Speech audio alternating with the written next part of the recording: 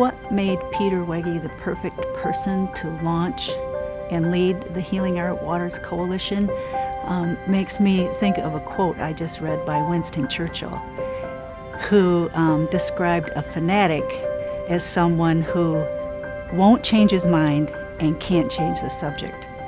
He was determined to save our world.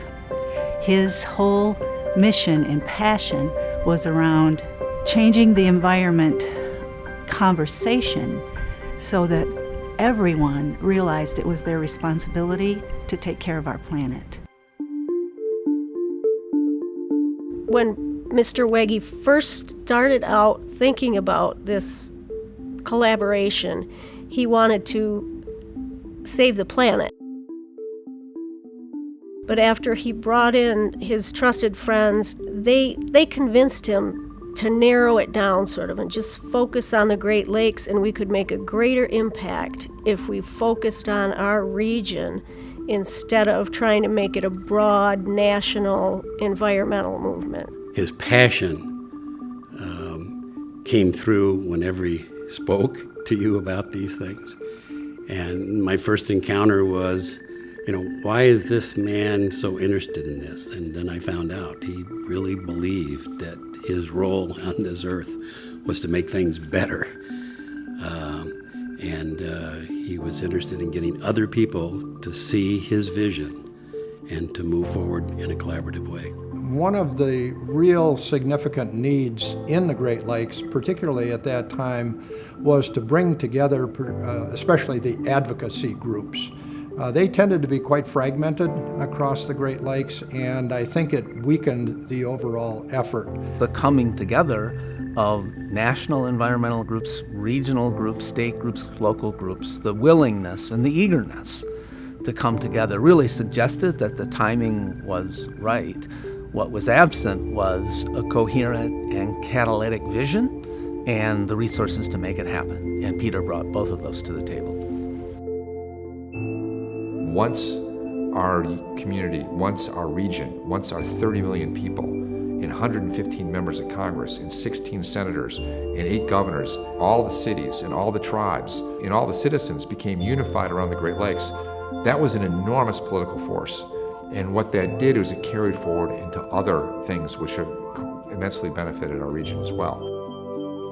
Mr. Wege was a visionary. He definitely had an idea and a path to get to a restored Great Lakes ecosystem. What really struck me about Mr. Wege is that he is a transformational leader. He was a person who had an idea, had the resources and the wherewithal to get the right people together, and then was totally willing to put his money where his idea was in terms of making big investments into the Healing Our Waters Coalition. Out of the meeting in 2004, the Howe Coalition of Environmental Groups asked a group of scientists to say, what is the prescription for addressing the Great Lakes? So a group of scientists did get together, and they kind of worked together to determine what was the prescription for solving some of the problems. And they described them in a paper, suggested courses of action, and forwarded those both to the Howe Coalition, but also to the federal government, who was then starting an initiative to restore the Great Lakes. I don't think in 2004 anybody really thought that the level of investment and the level of national engagement that's currently happening with the Great Lakes was going to be a reality. I'd say by 2007, 2008, it became pretty clear that Mr. Wege's effort had helped pull our region together into a consensus around what needed to happen in a way that I didn't see happening anywhere else in the country. That this is an amazing example of leadership, of investment, of being dissatisfied with something that's wrong and determined to fix it. But with Healing Our Waters, with the funding coming from the federal government, came a concerted and focused effort driven forward by the EPA, funded by the federal government, inspired by Healing Our Waters, and originally, of course, driven forward with Peter Wege's vision.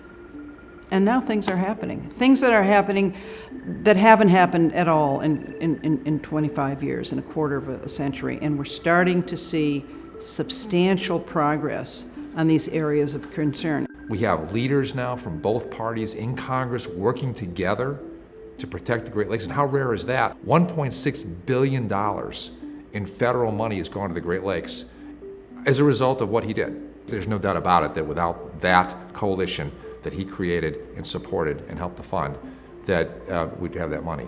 And that money translates into over 1,000 projects on the ground, restoration projects on the ground, dirt moved, fish restored, invasive species fought. Projects that create better fishing access, that create better opportunities for boaters, that create clean beaches that millions of people use. And in those individual localized ways, that coalition effort is translated into a better connection to quality of life for everybody who lives in the Great Lakes.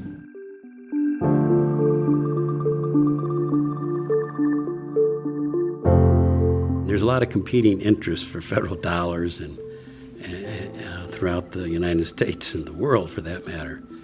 And I think without the success of the Howe effort, the federal government would not be focusing on the Great Lakes as they have been for the last decade. Through his generosity, there will be a whole new generation of students who will be able to be educated at the frontiers of sustainability and economicology. And that will go forward. And that will be there for, well, I would say, young people who are yet to be born. And they will then be so better prepared to deal with whatever environmental issues emerge and present themselves in the future. And that's a legacy that will live on, and it's a tribute to his vision and his commitments. I think the next 10 years, the main challenge is to continue the trajectory of Great Lakes restoration that's already underway. You know, the political climate is more poisoned and more partisan than ever. And the Great Lakes Restoration Initiative has been this great exception. It's something that Republicans and Democrats continue to agree on. But I think that continuing to maintain that nonpartisan, bipartisan commitment to the Great Lakes, particularly from the federal government, will remain the top challenge.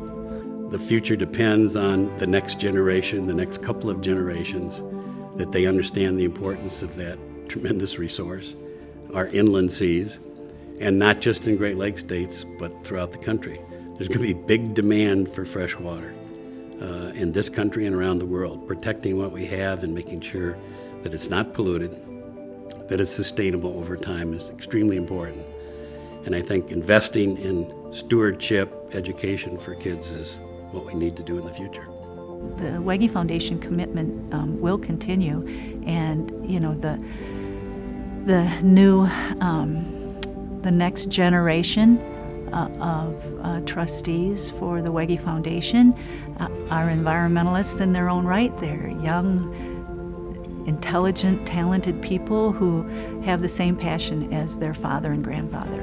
So, you know, they are very excited to continue this work from the foundation, and they see it as one of our most important goals. You know, his motto of do all the good you can for everyone you can for as long as you can. He lived that, and he did it endlessly and tirelessly through the weekends, and he was just always focused on the environment and people.